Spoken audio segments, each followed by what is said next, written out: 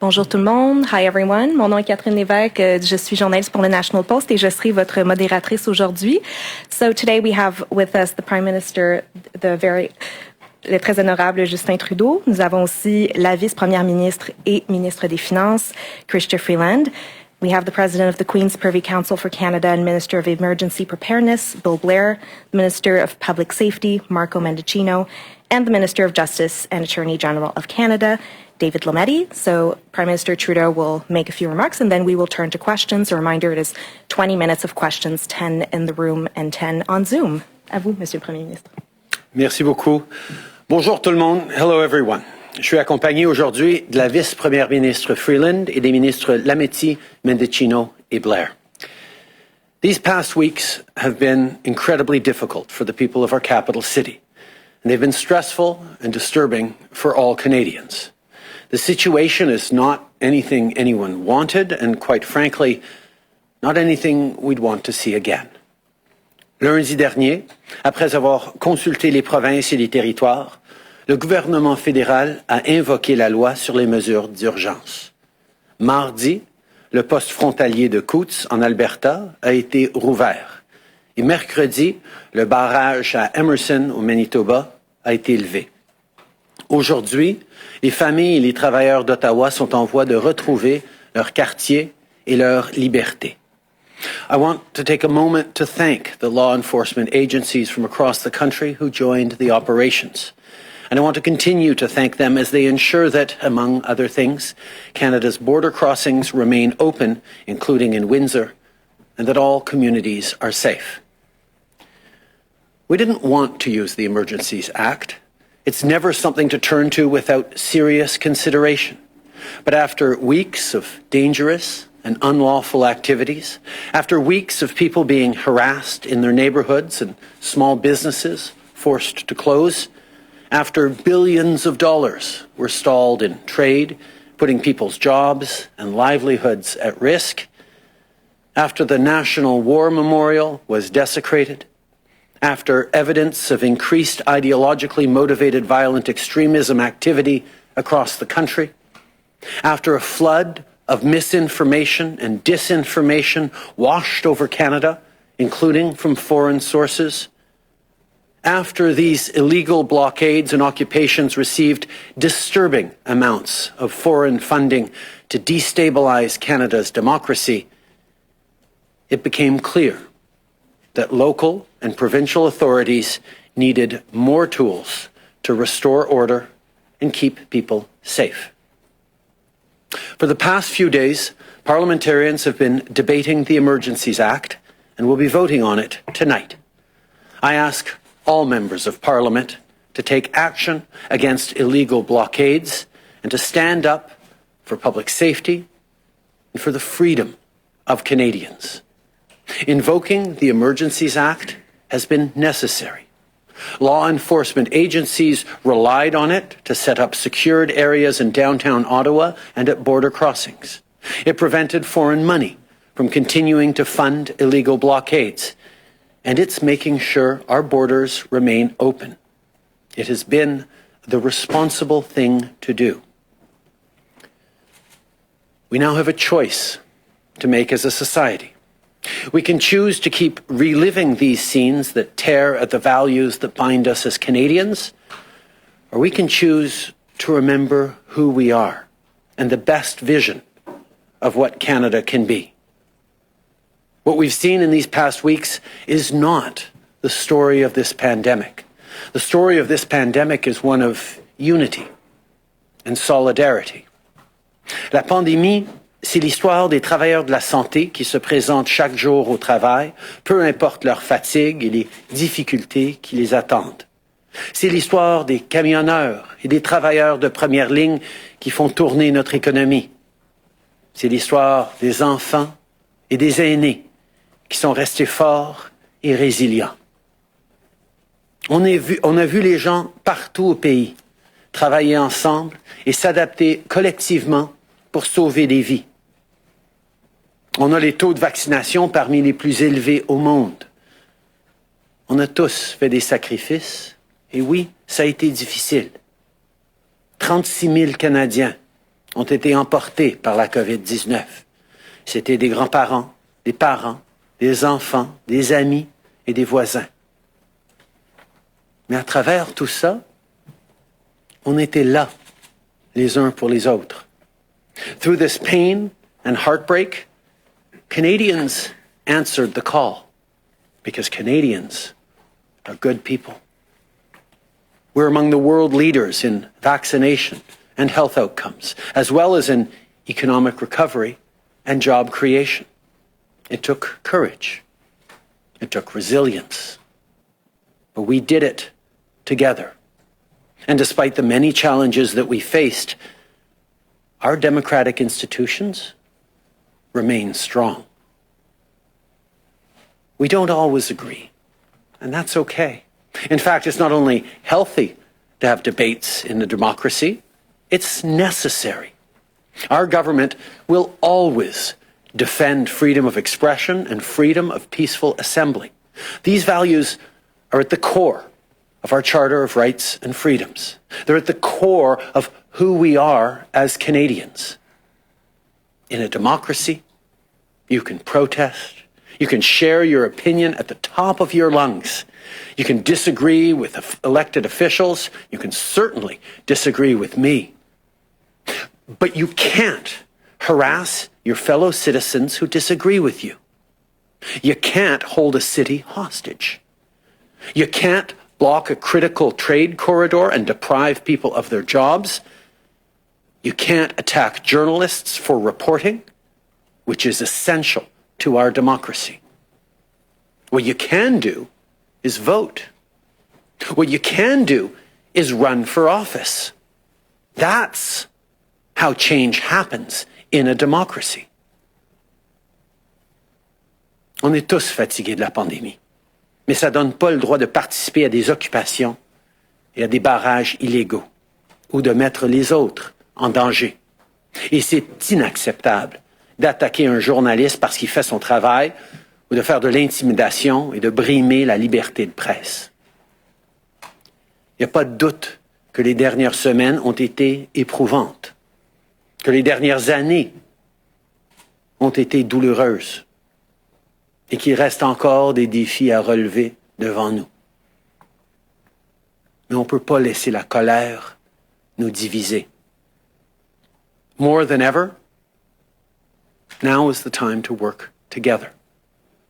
It's also the time to reflect on the kind of future we want for our country. There's a lesson for all of us in what happened this month. We don't know when this pandemic is going to finally end, but that doesn't mean we can't start healing as a nation. And it starts with all of us. If you spend a lot of time online, try looking outside your social media bubble every now and then. If you have a cousin who you haven't seen in a while because they're unvaccinated or because they're vaccinated, give them a call. If a political conversation got heated during a recent gathering and a friend or relative left early, pick up the phone. Not to try to convince them, not to argue, but simply to ask how they're doing. Look, in the heat of the moment, we can all get carried away trying to win an argument. But not every single conversation has to be about winning an argument. Sometimes it's more important to just be there for one another. As a country, let's aim for more decency in our public discourse, not less. Let's cherish the democracy that we have, and let's commit ourselves every day to working together to make it even better. Merci. Merci, Monsieur le Premier Ministre. So, like I said, we will have 20 minutes of questions, starting with questions in the room. So we have 10 minutes. I would ask you, ministers and the Prime Minister, if you could keep your answers short. That would be greatly appreciated because we have a lot of questions in the room and on Zoom. And for people on Zoom, if you could use the raise hand function to indicate that you have a question, that would be greatly appreciated. And on va commencer avec David Thurton, CBC. Hi, Prime Minister. Do we still need the Emergencies Act? The blockades have been cleared. Parliament Hill has been cleared. Do we still need it? As I said, the Emergencies Act is not something to undertake lightly, and it's something that needs to be momentary, temporary, and proportional. That's why every single day I'm receiving briefings and we are reflecting on how much longer the Emergencies Act needs to be in place. We don't want to keep it in place a single day longer than necessary. But even though the blockades are lifted across border openings right now, even though things seem to be resolving very well in Ottawa, this state of emergency is not over. There continues to be real concerns about the coming days, but we will continue to evaluate every single day whether or not it is time and we are able to lift this state of emergency. But I will turn to Ministers Mendicino and Blair, who on this question wanted to say a couple of words.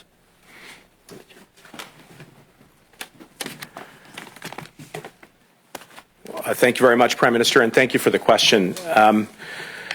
Look, I think there's no doubt that we have seen significant progress here in Ottawa, and after 3 weeks of torment for local residents, for small businesses, for you folks who've been reporting, and the images have been shocking and at times and deeply concerning. This morning and yesterday, we saw calm, peace, and quiet. And I think that was certainly a sense of relief for all of us.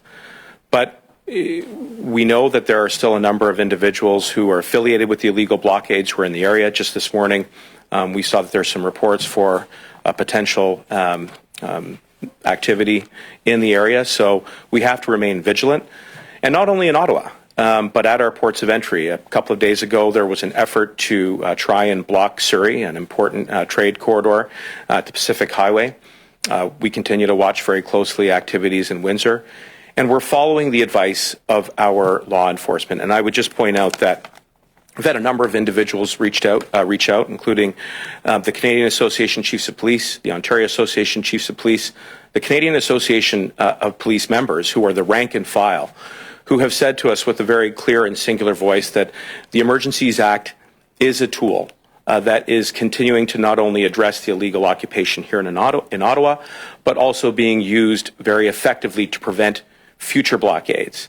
Now, I want to echo exactly what the Prime Minister said, which is, I think, a sentiment that we all share across government, and that is we do not want to use the Emergencies Act for a single moment longer than is necessary.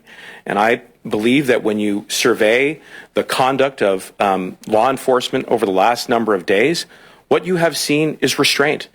I mean, take a look at the way that the police carried themselves throughout the course of dealing with the illegal occupation here in Ottawa. There was a degree of professionalism and focus, despite the fact that there was an emotionally charged atmosphere, despite the many provocations and intimidation, and at times efforts to assault police officers. And that, despite all of that, we saw a minimum use of force. So I think that kind of conduct will continue to carry through the Emergencies Act, but we won't use it for any longer than is necessary. Ministers, we have 10 minutes only for questions, and we're using it all up on the first one. If you want to stay for the next 10, great. Yep. Bill? I'll take your point, David. I think clearly the police have used and the measures that we brought forward in the Emergency Act appropriately and to significant effect. We're pleased with the progress that's being made. We're monitoring on a daily and even hourly basis the threat environment with our senior officials and with law enforcement, and we are committed to ending this emergency at the earliest opportunity. But clearly, we're not out of the emergency yet, and so we'll continue to monitor that very carefully. I hope that's satisfactory, David. Oui, bonjour, M. Trudeau, Laurence Martin de Radio-Canada. Si la loi est utilisée de façon préventive, quel est le seuil pour l'enlever? Parce que les camionneurs pourraient revenir dans 2 mois, dans 3 mois. Est-ce que ça veut dire qu'il faut la garder pendant 2-3 mois? Non, effectivement, c'est une réflexion que nous sommes en train d'avoir. C'est certain qu'à un moment donné, quand ça va être levé, on doit être vigilant à ce qui pourrait se passer après.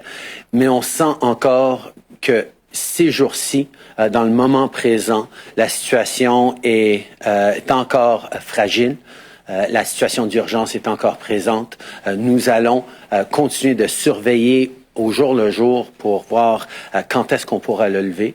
Ce ne sera pas pour l'immédiat, mais à tous les jours, on va réévaluer, puis on n'espère pas le garder une journée de plus que nécessaire.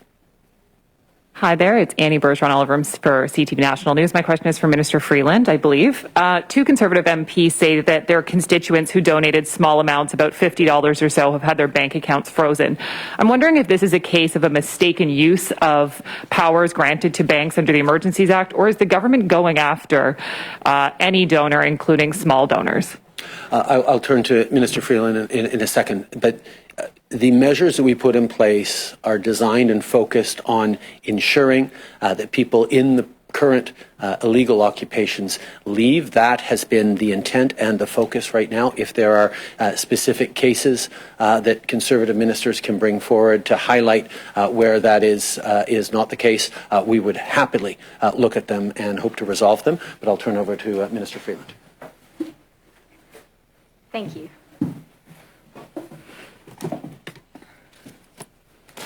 Yeah, thanks for the question. So first of all, just as the Prime Minister said, particularly right now, at a time which is very fraught, it's important for all of us to be very, very careful to get our facts exactly right in each circumstance.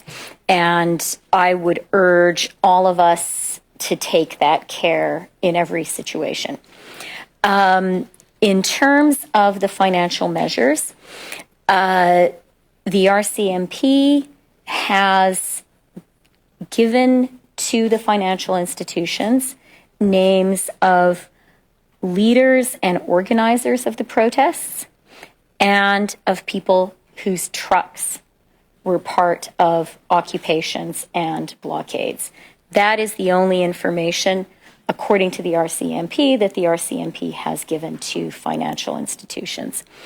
I think it's also really important for everyone to be clear, and this speaks to the getting our facts straight point, that these measures applied only as of the 15th of February. That is when financial support of these illegal blockades and occupations began to be sanctioned. And then finally, let me say, for anyone who is concerned that their accounts may have been frozen because of their participation in these illegal blockades and occupation, the way to get your account unfrozen is to stop being part of the blockade and occupation. These measures were put in place to disrupt illegal activity in Canada. And, we were very clear last Monday that we would be following the money, that we would be using financial tools to disrupt illegal blockades and occupations.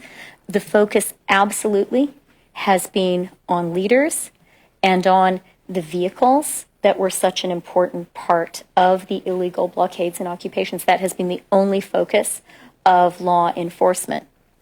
Thank you. Bonjour, Monsieur Trudeau. Je voudrais savoir, est-ce que vous allez imposer la ligne de parti pour le vote de ce soir et en faites-vous un vote de confiance?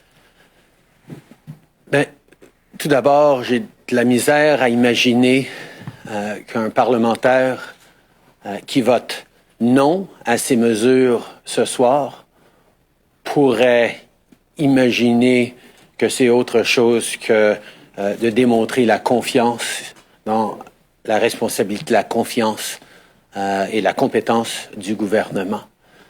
Mais j'ai tout à fait confiance que la majorité des parlementaires vont ce soir voter pour protéger la règle de droit, pour protéger les Canadiens et leur communauté et leur liberté.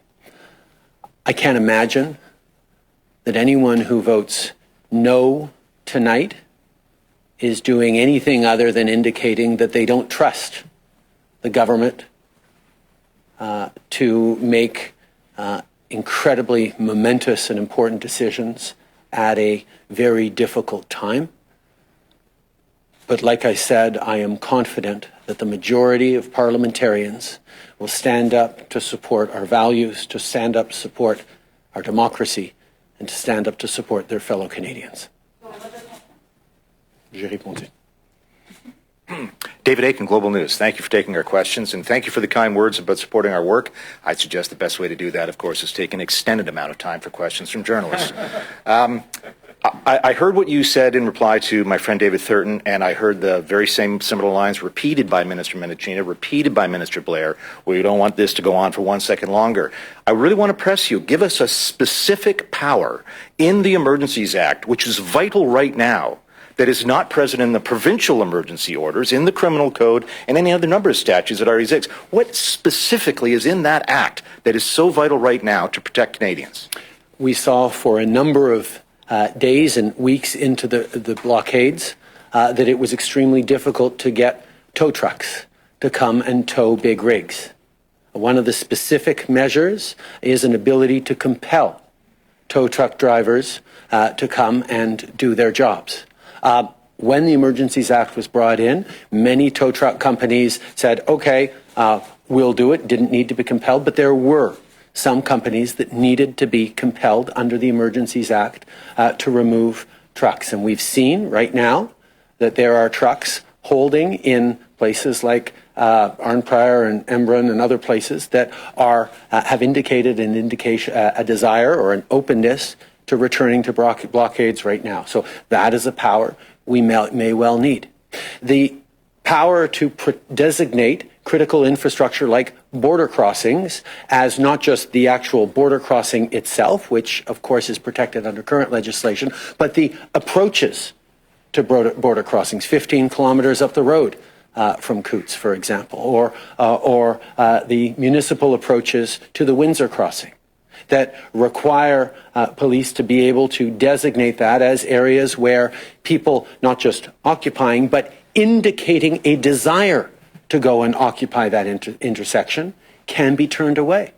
Just in the past days, there was a convoy from Fort McMurray destined for Ottawa that was largely turned away at the Manitoba-Ottawa border based on the laws and the powers in the Emergencies Act. Now, this is not something that we want to imagine continuing indefinitely in Canada. We hope to only keep it in place for a number more days.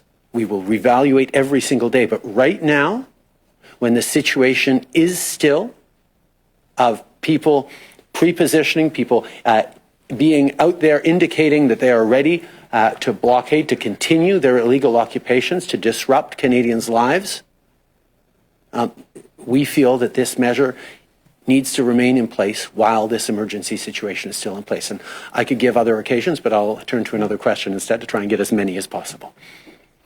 Sir Lee Berthiaume, Canadian Press, good to see you. You've said you don't want to keep the Emergencies Act any longer than necessary, but you have also said that you want to make some of the new powers around fundraising platforms, reporting to FinTrack, permanent. I'm wondering what other powers you're looking at making permanent, what other changes after this crisis have passed. One of the things that is important and right about the use of the Emergencies Act is there are already many mechanisms around review and oversight, whether it's a parliamentary committee, whether it's an inquiry afterwards, whether it's a need for openness and transparency, whether it's even court cases that are coming forward to challenge it. All those are part of the checks and balances that make sure that these actions we took are the right ones, which we know they are.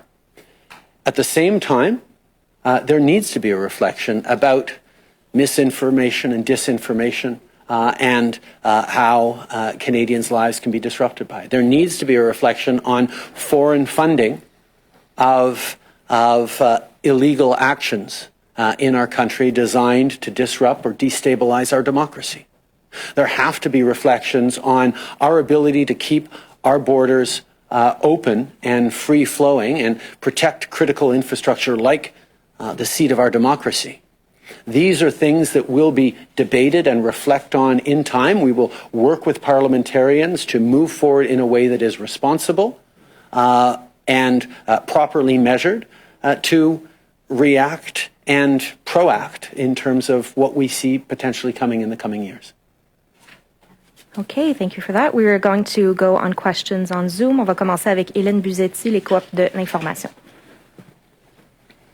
Oui, bonjour. Ma question est pour la ministre Freeland. Oui, bonjour, Madame Freeland. Tout à l'heure, vous avez dit que la façon de faire dégeler vos comptes qui ont été gelés, c'est de ne plus prendre part aux barricades.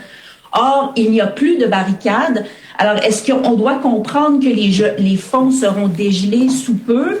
Et le serait-il si, mettons, ce soir, le vote devait être négatif, est-ce que automatiquement ça dégèle ces comptes? Et si je me permets de rentrer une petite question, le maire Watson dit qu'on devrait vendre les camions qui ont été saisis. Est-ce que la loi le permet? OK, merci pour la question. Je veux commencer en disant que c'est très important d'avoir des données qui sont exactes. Les noms précis des congelés ne sont pas partagés avec les politiciens. Et c'est absolument correct.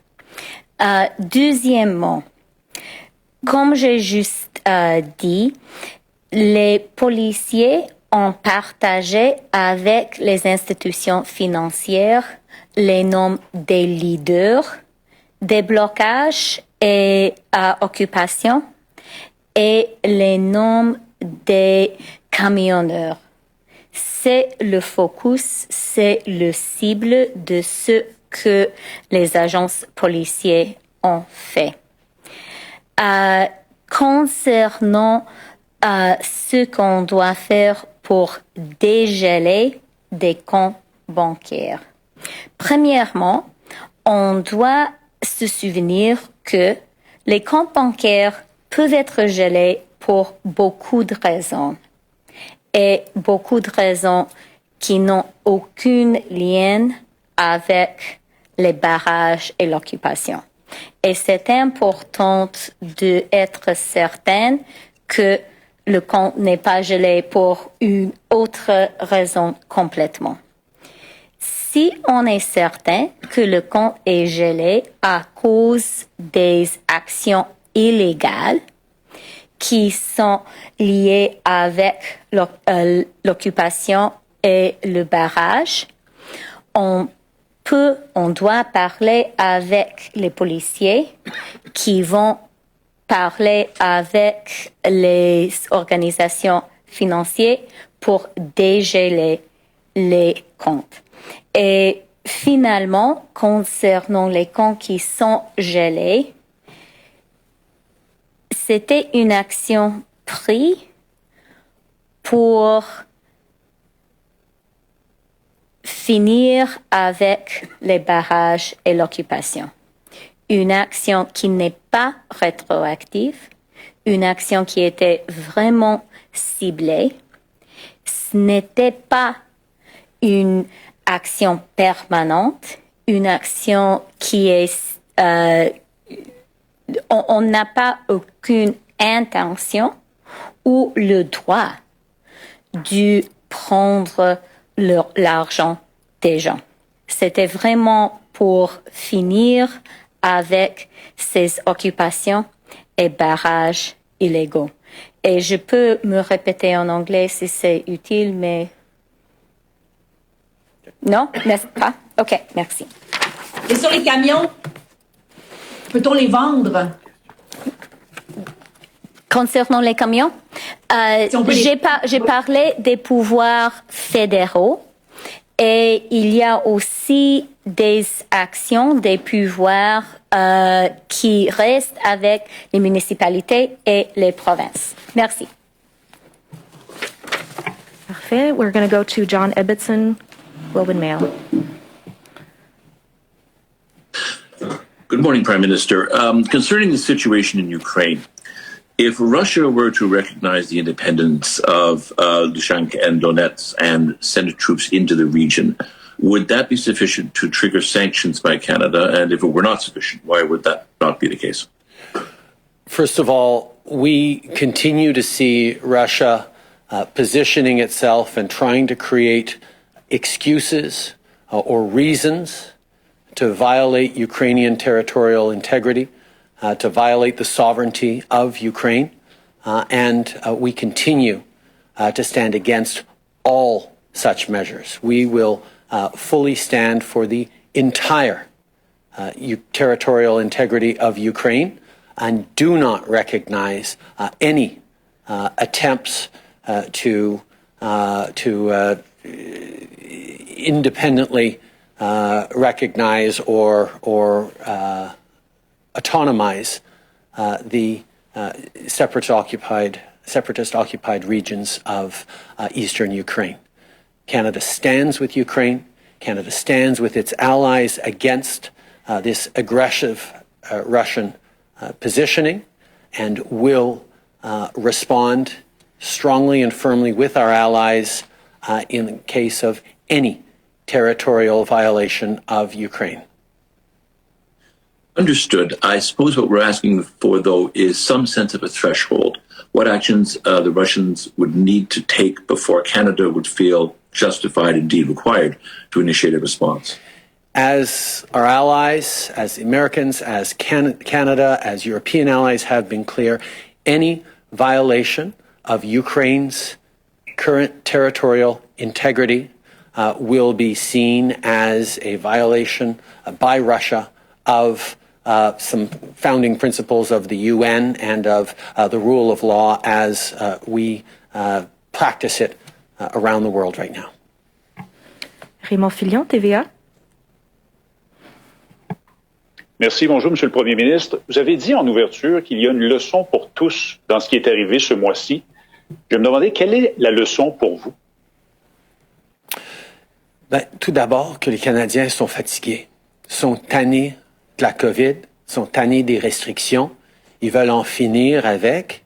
Et pour la grande majorité des Canadiens, ils savent très bien que la façon de passer à travers, c'est de continuer de faire attention et de savoir que ça s'améliore quand on fait confiance à la science. Mais il y a aussi des gens qui, pour toutes sortes de différentes raisons, ont été mal informés, se sont retrouvés dans des situations difficiles, personnelles, qui sont très fâchés contre les institutions, contre la science, contre leur gouvernement. Et nous devons, en tant que société, de d'abord reconnaître que la façon qu'on a passé à travers cette pandémie, mieux que la plupart des autres pays semblables, c'est parce que les gens ont tellement été là les uns pour les autres.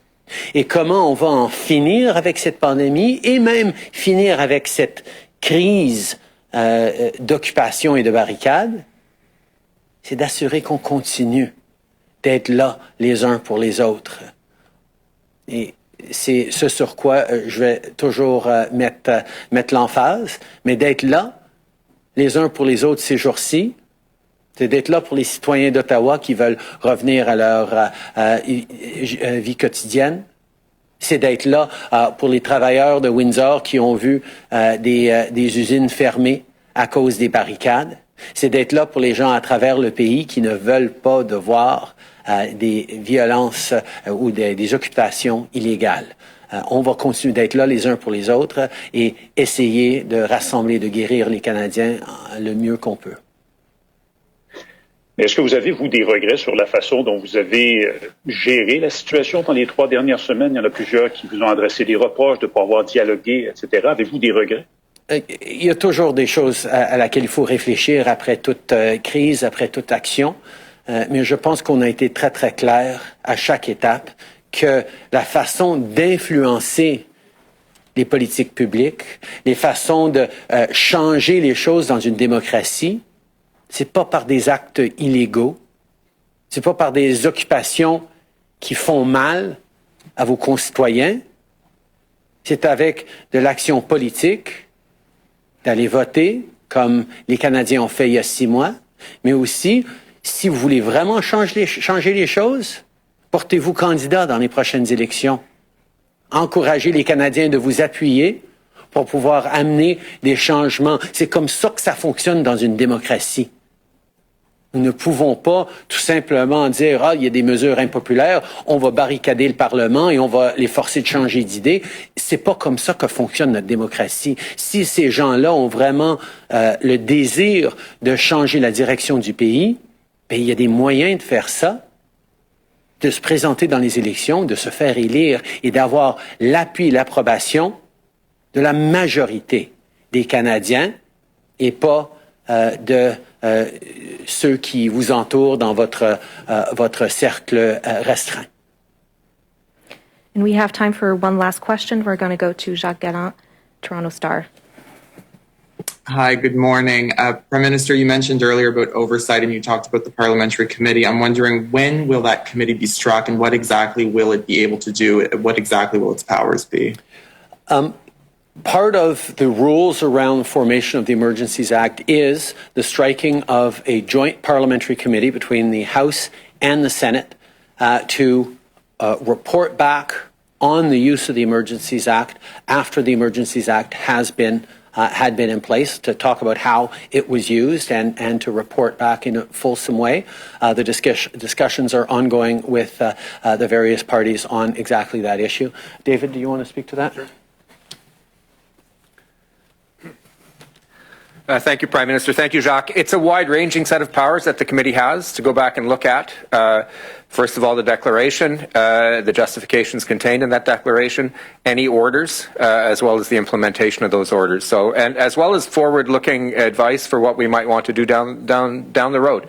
So that committee has a wide-ranging set of responsibilities, I would say, first, as well as powers. Thank you. Thanks a lot. And Prime Minister, I wanted to ask you again this question that you got earlier, but I don't think I heard a response. Is tonight's vote a matter of confidence? Like I said, I can't imagine anyone voting against this bill as expressing anything other than a deep mistrust in the government's ability to keep Canadians safe at an extraordinarily important time. But like I also said, I am confident this bill is going to pass. And that is the end of our press conference. Ceci met fin à la conférence de presse. Merci beaucoup au Premier ministre, aux ministres qui ont pu rester quelques minutes de plus finalement. Bonne journée. Thank you.